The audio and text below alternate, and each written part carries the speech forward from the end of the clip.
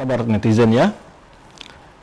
Pembahasan episode kedua ini kita akan menjawab siapa mereka Ahlussunnah wal Jamaah. Sebetulnya nggak susah-susah definisi Ahlussunnah wal Jamaah. Ahlussunnah wal Jamaah orang yang memahami agama ini, ya menjalankan sunnah, itu definisinya sebetulnya, dan mengajak orang untuk bersatu. Nah, definisi sunnah jelas. Sunnah di sini bukan maksudnya sunnah dalam definisi pengertian ahlul hadis, karena sunnah dalam pengertian para ulama, setiap keahlian ilmu itu beda ya. Karena di ilmu sudah di kelompok-kelompokkan para ulama, maka ulama usul fikih juga mengartikan berbeda dengan ulama hadis. Kalau usul fikih mengatakan adalah yaitu dalil yang setelah Al-Qur'an, ya, atau dalam pendalilan gitu ya. Kalau ulama fikih mengatakan ma yusabu fa'iluhu wa la yu'aqabu tarikuhu. Itu tafsir sunnah. Orang yang dapat mengamalkan pahala dan meninggalkan tidak berdosa. Tapi kalau sunnah menurut ahli hadis adalah yaitu ma'usya Nabi SAW min qaulin au fi'lin au takririn. Ya. Apa yang diriwayatkan dari Nabi SAW baik berupa perkataan, perbuatan, atau takrir, pengakuan.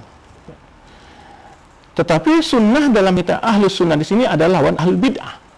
Yaitu definisi ahlul akidah. Jadi maksud sunnah sini agama sebetulnya keseluruhan. Ya. Bukan sunnah dalam pengertian ulama hadis, bukan sunnah dalam pengertian ulama usul fikih, bukan sunnah dalam pengertian ulama fikih. Maka oleh sebab itu sebagian besar ulama menamakan, yakni khususnya kitab-kitab yang kita akan lihatkan yang menulis tentang akidah itu memberi kitab mereka dengan judul sunnah, seperti sunnah li Abi Asim, sunnah lil Khalal, ya, sunnah li, ya. Kemudian juga as-sunnah lil Khalal Ibn Abi Asim, sunnah Imam Ahmad, sunnah Imam Ahmad. Ya, kemudian ya, ada beberapa kitab yang akidah ya. Nanti akan kita tunjukkan salah satu insyaallah ketika kita menunjukkan referensi akidah Ahlussunnah wal Jamaah. Ini akan kita jelaskan insyaallah. Ya, maka oleh sebab itu para ulama dahulu menulis kitab-kitab kita memberi judulnya sunnah. Lawannya apa? Bid'ah. Bid'ah. Ya, nah ini sedikit. Jadi maksud di sini bahwa ahlus sunnah itu orang berpegang teguh dengan sunnah Rasul, baik keyakinannya, amaliyahnya, ataupun akhlaknya, juga dakwahnya. Ya. Tetapi dalam berpegang itu enggak semuanya sempurna. Bervariasi. Presentasi orang yang memegang sunnah itu bervariasi presentasinya, gitu ya. Dan ini suatu akidah Ahlussunnah bahwa imam itu bertambah dan berkurang, dan orang mukmin itu bertingkat-tingkat amalannya dalam menjalankan sunnah. Baik. Kemudian jamaah lawannya furqah. Nah, kalau kita ambil lagi definisi ini, maka ketika Rasulullah SAW menyebutkan sataftariqu hadhil ummah ala 73 firqah, di sini akan terlihat nanti definisi jamaah dan definisi sunnah itu. Akan terpecah belah umatku, kata Rasulullah SAW, 7 golongan, kulluha finnar, semuanya diancam masuk neraka. Ya, kecuali satu. Ya, wahidah. Ketika sahabat bertanya, di Rasulullah diwajib jamaah oleh Rasulullah SAW, dijawab oleh Rasulullah, ya, as-sawadul a'zam, dalam riwayat lain dijawab oleh Rasulullah, ma'ana layu ashabi. Riwayat ini saling menafsirkan, saling memberikan pemahaman yang lebih menjelaskan sebetulnya.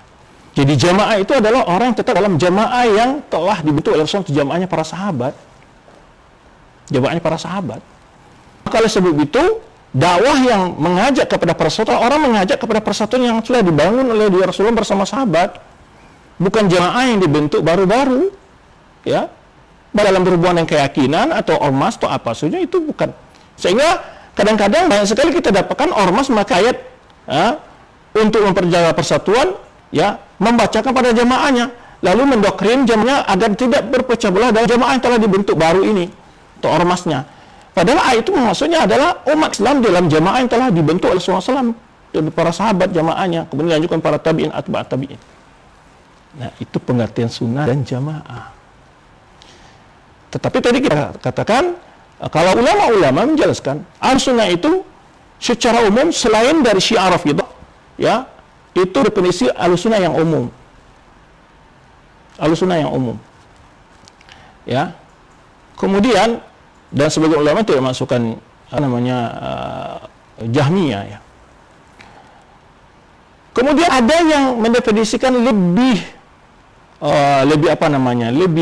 ketat syaratnya lagi, itu benar-benar orang yang menjalankan akidahnya, amal ibadahnya, ma'ana ashabi, seperti yang dijalankan oleh sahabat, yang diajarkan oleh Rasulullah, para sahabat, dan jalankan di hadapan Rasulullah SAW, ma'ana ashabi. Dan ada sekedar, kalau kita lihat pesan-pesan Rasulullah SAW ketika menyebut tentang perpecah belah ini, Rasulullah langsung menyebutkan jalan kita untuk bersatu, yaitu tetap berpegang dengan pahamnya para sahabat, dengan amalan para sahabat, dengan akhlaknya para sahabat, dakwahnya mencontohi mereka. Maka Rasulullah ana alaihi ashabi, ma ana alaihi ashabi. Itu penekanannya. Kalau kita lihat lagi hadis Ibad bin Sarah, Rasulullah menyebutkan wa may yash minkum fasakhtilafan katsira. Orang siapa yang hidup antara kalian nanti kata Rasulullah para sahabat akan melihat perpecah belah di tengah umat ini yang begitu banyak. Lalu Rasulullah menjadikan solusi fa'alaikum bisunnati wa sunnati khulafa'ir rasyidin al-mahdiyyin. Maka agar kita tidak terpecah belah, masukkan satu korban di dalam perpecah belahan itu adalah pegang teguh sunnahnya Allah dan sunnah khulafa'ir rasyidin. Masih Rasulullah lagi membahas sunnah khulafa'ir rasyidin. Kenapa? Karena adalah memahami sunnah Rasulullah tidaklah akan sempurna kalau tanpa wujud pahamnya para sahabat. Maka itu dalam ayat, dalam hadis ini selalu mengkait antara sunnah Rasulullah dan sunnah sahabat. Dan Rasulullah mengatakan pegang teguh sunnahku saja. Kenapa? Akan banyak orang mereka nafsirkan sunnah sesuai dengan pemahaman sendiri. Orang Khawarij juga Muslim ini berhujah juga dengan sunnah. Ketika mereka mewajibkan baiat kepada imam mereka mengatakan mata walaysa alaihi mata maitatan jaliyah, maitatan jahiliyah. Orang yang mati yang tidak baiat imam, dia mati dalam kejaliyah. Nah, ini ditafsirkan oleh banyak kelompok ini untuk baiat imam-imam mereka. Padahal menurut Ahlussunnah wal Jamaah tidak itu. Mana baiat itu untuk pemimpin kaum muslimin yang resmi. Kalau di kita ya presiden. Dan baiat ini maksudnya bukan berarti harus langsung membaiat. Yang utamanya adalah sudah dibahas oleh ahli syauqah, sebagian ulama juga dalam siasat syariah begitu, ya sekelompok besar, kemudian atau tokoh-tokoh terkemuka dari bangsa itu. Ya kalau kita sudah jelas, yang sudah secara konstitusi ya menang dalam pemilu, kemudian disahkan oleh MPR, diangkat gitu. Jadi kalau kita ingin bersatu dalam jemaah gampang. Ketika kita berbeda pendapat, kita berusaha gimana sahabat menafsirkan ini dan bagaimana sahabat memahami hadis ini. Nah, ketika ada beda pendapat antara sahabat, maka itu adalah perbedaan-perbedaan yang ditolerir. Tetapi perbedaan itu ada macam-macam bedanya, ada tingkatannya. Ada perbedaan yang usul fi usul din, dalam usul akidah kah, atau usul ibadah kah, atau usul muamalah, usul muamalah juga ada. Keharaman riba, usul yang ada usul akhlak. Jadi ada usul, setiap ilmu itu ada usul. Nah, sama tidak perbedaan dalam usul itu. Kalau usul muamalah, pokoknya usul muamalah keharaman menikahi orang harim yang jelas-jelas ya, mahram yang jelas-jelas diharamkan itu disebutkan. Nah, itu muamalah. Zina pokoknya sudah jelas diharamkan, ada menghalalkan, itu sudah jelas fi usul itu. Munaqid, menentang usul-usul dalam agama. Dan ulama mengatakan itu membawa kepada kekufuran, tapi bukan berarti langsung dikafirkan pelakunya. Ada lagi proses. Nah, ini akan kita jawab nanti bagaimana pandangan dakwah yang oleh sebagian orang sebagai Wahabi, atau dan pada hakikatnya bukan dakwah Wahabi, dan karena ulama Wahabi yang mereka katakan ulama Wahabi tidak pernah mengatakan dakwah mereka sudah Wahabi. Karena muncul isu Wahabi ini pertama adalah dari yaitu rekayasa Inggris ketika kaum muslimin di India berusaha untuk membebaskan dari penjajahan Inggris, atau itu penamaan terhadap dakwah yang berjuang ya waktu itu melawan penjajahan di India. Masih banyak, sebetulnya kalau kita cerita akan banyak akan terungkap fakta-fakta di sini nanti. Dan di Indonesia sudah lama. Maka kalau kita lihat Hamka itu Wahabi. Dan bagaimana pandangan Hamka pada Wahabi? Hamka tidak menyisakan Wahabi karena dia membaca, tahu ya bagaimana pemikiran ulama-ulama yang dicap Wahabi itu dibaca oleh dia sehingga dia tidak pernah. Soekarno juga menjelaskan antara Wahabi dan bahkan menyatakan bahwa kehidupan yang murni memulihkan kepada murni yang murni. Kalau kita cerita dengan fakta, ya maka isu Wahabi kadang-kadang adalah untuk kepentingan yang tertentu. Wallahu a'lam bishawab. Jadi, saudara-saudaraku, ya kita mencoba memberikan dialog ini dengan lebih agak tenang, dengan agak lebih santai, gitu ya. Jadi, ahlu sunnah, orang yang mengamalkan sunnah.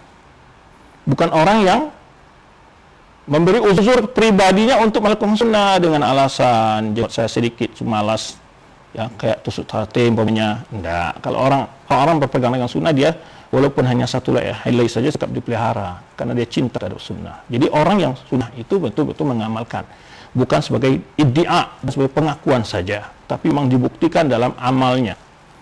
Itu yang penting ya. Tetapi kita ketahui bahwa pengamalan sunnah itu pun kaum muslimin berbeda-beda tingkat antusiasme mereka, semangatnya mereka.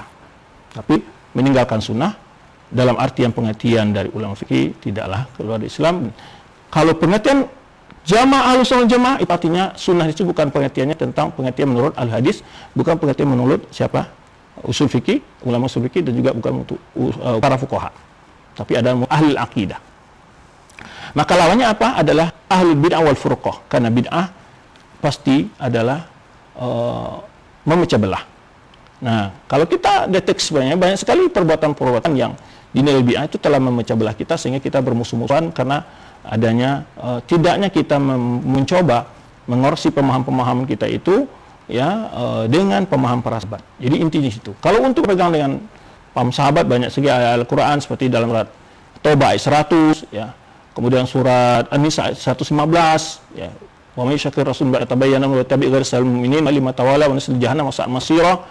Kemudian sabiquna wa aluminal muhajirin dan surat Taubah waladzina tabi'un bi ihsanin radhiyallahu anhu wa radu anhu wa adalum jannatin tajri tahtal anhar khalidina fiha dzalikal fawzul azim. Ini dalil-dalil ya tentang, dan banyak dalil-dalil yang ketika kita ingin berjamaah masuk kepada jamaah yang sudah ada, itu jamaahnya Rasulullah yang daripada sahabat, para tabi'in, para atba'in, para ulama-ulama berjalan di atas manhaj mereka, di atas manhaj salaf ya. Jadi penamaan salafiyah itu bukan ganti nama dari Wahabi. Karena salafiyah itu sudah dahulu nama dari Wahabi, tidak ada pernah diganti. Tapi yang memberi istilah Salafi Wahabi itu yang pertama memberi istilah adalah Saqaf, seorang orang Syi'i di Urdun. Jadi Syi'ir ini atau Simir ini itu sebetulnya nukil dari buku yang ada di PDF-nya, yaitu Salafi Wahabi, Salafi Wahabiyah.